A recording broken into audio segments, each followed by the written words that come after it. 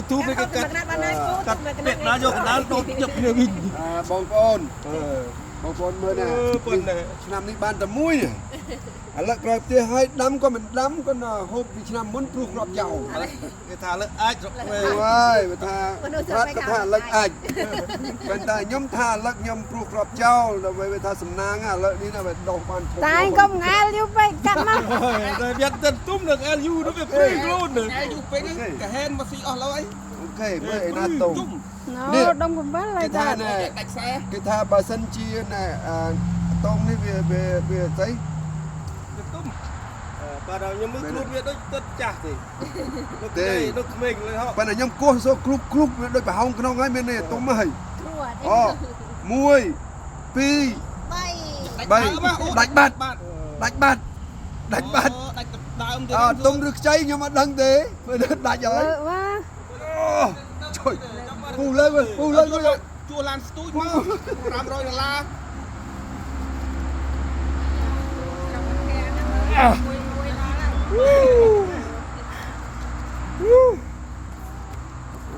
មុនអូយ បាយទុកបោកបដ ơi ឲ្យមកឃើញហមយ៉ាងណា ប៉ាន់ក្របបរវណ្ណោហើយ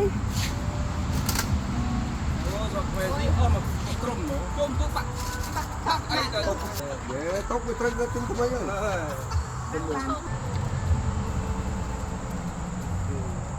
មិនហាត់ទេ ឥឡូវត្រូ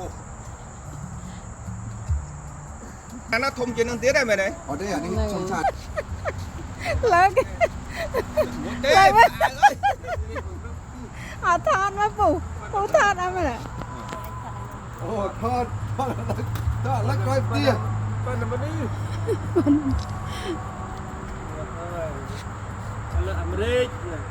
អូលើ